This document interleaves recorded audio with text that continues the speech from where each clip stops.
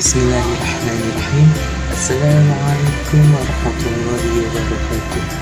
Halo semuanya. Perkenalkan, nama saya Muhammad Rasulullah. Saya dari kelas Komunikasi dan Penyiaran Islam 3C.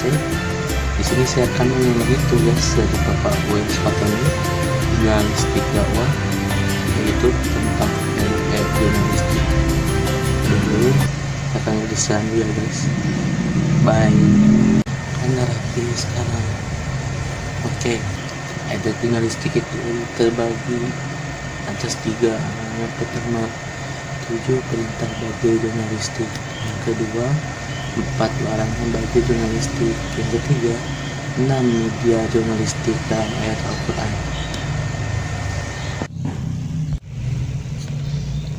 Oke, sekarang kita bahas tentang 7 perintah bagi jurnalis.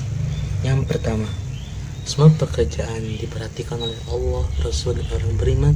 Quran Surat At-Taubah ayat 105 yang berbunyi, Faqulu ma'u wa fasirallahu amalakum wa rasuluh wa mu'minun wa saturadduna ila alimil ghaibi wasyahadah fayunabbi'ukum bima kuntum ta'malun.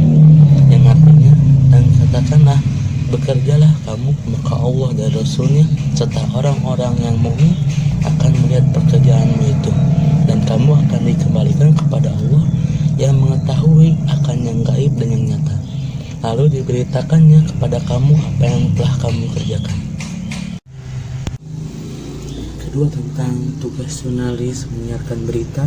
Quran Surat An-Nisa ayat 83 yang berbunyi, wa iza ja'ahum amrum minal amni awil khawfi adza'u bih walau radduhu ila rusuli wa ila uliyal amri minhum la'alimahul ladzina yastambitunahu minhum.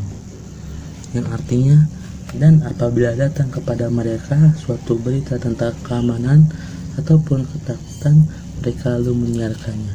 Dan kalau mereka menyerahkannya kepada Rasul dan ulil amri di antara mereka, tentulah orang-orang yang ingin mengetahui kebenarannya akan dapat mengetahuinya dari mereka, Rasul dan ulil amri. Yang ketiga, itu tugas jurnalis mencari kebaikan dan mencegah kemungkaran. Quran Surat Al-Imran ayat 104 yang berbunyi, wal takum minkum ummati yad'una ilal khairi wa ya'muruna bil ma'ruf wa yanhauna 'anil munkar wa ulaika humul muflihun. Yang artinya, dan hendaklah ada di antara kamu segolongan umat yang menyuruh kepada kebajikan, menyuruh kepada yang ma'ruf dan mencegah dari yang mungkar. Merekalah orang-orang yang beruntung. Yang keempat, jurnalis wajib memeriksa kebenaran berita. Quran Surat Al-Hujurat ayat 6 yang berbunyi, ya ayyuhalladzina amanu in ja'akum fasiqun binaba'in fasatabayyanu an tusibu qauman bijahalati fatusbihu ala ma fa'altum nadimin. Yang artinya, hai orang-orang yang beriman, jika datang kepadamu orang fasik membawa suatu berita, maka periksalah dengan teliti agar kamu tidak menimpakan suatu musibah kepada suatu kaum tanpa mengetahui keadaannya yang menyebabkan kamu menyesal atas perbuatanmu itu. Yang kelima, tentang jurnalis menyusun berita yang mudah dibaca. Quran Surat An-Nahl ayat 125 yang berbunyi, ud'u ila sabili rabbika bil hikmati wa mau'izatil hasanah wajadilhum billati hiya ahsan inna rabbaka huwa a'lamu biman dhalla an sabili wa huwa a'lamu bil muhtadin. Yang artinya, seluruh manusia kepada jalan Tuhanmu dengan hikmah dan pelajaran yang baik, dan bantahlah mereka yang dengan cara yang baik. Sesungguhnya Tuhanmu dialah yang lebih mengetahui tentang siapa yang tersesat dari jalannya, dan dialah yang lebih mengetahui orang-orang yang mendapat petunjuk. Yang ketujuh, jurnalis selektif dalam menerima informasi. Quran Surat Az-Zumar ayat 18 yang berbunyi, alladzina yastami'una al-qawla fayattabi'una ahsanah ulaika alladzina hadahumullah wa ulaika hum ulul albab. Yang artinya, yang mendengarkan perkataan lalu mengikuti apa yang paling baik di antaranya, mereka itulah orang-orang yang telah diberi Allah petunjuk, dan mereka itulah orang-orang yang mempunyai akal. Untuk yang 7 perintah bagi jurnalis sudah selesai. Kita lanjut ke 4 larangan bagi jurnalis. Yang pertama, jurnalis dilarang menerima berita bohong. Quran Surat Nur ayat 12. Laula is-sami'tumuhu dhunnal mu'minuna wa mu'minatu bi anfusihim khairan wa qalu hadza ifkam mubin. Yang artinya, mengapa di waktu kamu mendengarkan berita bohong itu orang-orang mukmin dan mukminat tidak bersangka baik terhadap diri mereka sendiri, dan mengapa tidak berkata ini adalah suatu berita bohong yang nyata. Yang kedua, jurnalis dalam menyebarkan berita bohong. Quran Surat Al-Hajj ayat 30 yang berbunyi wajtanibu rujza minal awsani wajtanibu qaulan nur, yang artinya maka jauhilah olehmu berhala-berhala yang najis itu, dan jauhilah perkataan dusta. Yang ketiga, jurnalis dalam menyebarkan berita perbuatan keji. Surat Nur ayat 19 yang berbunyi innalladzina yuhibbuna an tasi'al fahisatu fil ladzina amanu lahum azabun alim fid dunya wal akhirah wallahu ya'lamu wa antum la ta'lamun. Yang artinya sesungguhnya orang-orang yang ingin berita perbuatan yang amat keji itu tersiar di kalangan orang-orang yang beriman, bagi mereka azab yang pedih di dunia dan di akhirat, dan Allah mengetahui sedang kamu tidak mengetahui.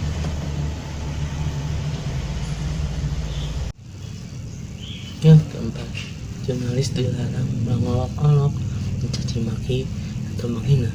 Quran Surat Al-Hujurat 11 yang berbunyi ya ayyuhalladzina amanu la yaskhar qauman min qaumin asa an yakunu khairum minhum wala nisa'un min nisa'i asa an yakunna khairum minhunna wala talmizu anfusakum wala tanabadu bil alqab bi'sal ismu al fusuqu ba'dal iman wa man lam yatub fa ulaika humul zalimun. Artinya, hai orang-orang yang beriman, janganlah sekumpulan orang laki-laki merendahkan kumpulan yang lain. Boleh jadi yang ditertawakan itu lebih baik dari mereka, dan jangan pula sekumpulan perempuan merendahkan kumpulan lainnya. Boleh jadi yang direndahkan itu lebih baik, dan janganlah suka mencela dirimu sendiri, dan jangan memanggil dengan gelaran yang mengandung ejekan.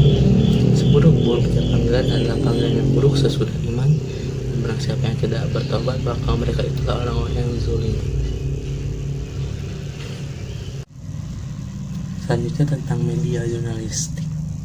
Yang pertama, kolam atau pena. Quran Surat Al-Alaq ayat 4. Iqra wa rabbukal akram alladzi 'allama bil qalam. Bacalah dan Tuhanmu lah yang Maha Pemurah yang mengajar manusia dengan perantara kalam.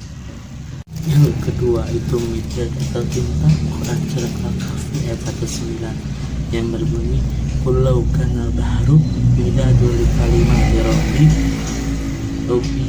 tanafidal bahru qabla an tanfada kalimati rabbi walau ji'na bimislihi madada.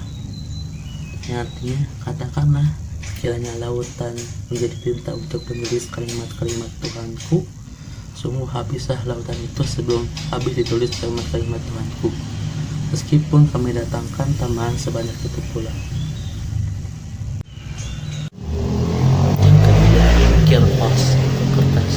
Quran Surat Al-An'am ayat 7 yang berbunyi walau nazalna alaikal kitabun fi qirtasi falamasuhu bi aydihim laqala alladzina kafaru in hadza illa sihrun mubin.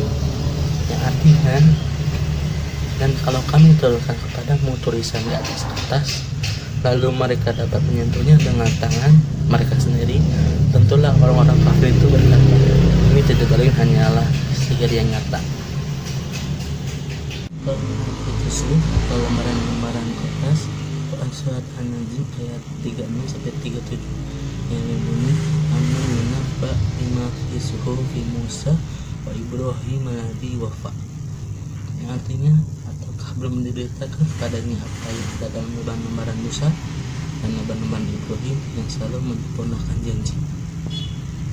Yang kelima, rok, lembaran tulisan Quran surat Al-Mutaffifin ayat 19 sampai 20 yang berbunyi wama adraka ma illiyun kitabum marqum, yang artinya apakah kamu illiyun itu, yaitu kitab yang tertulis.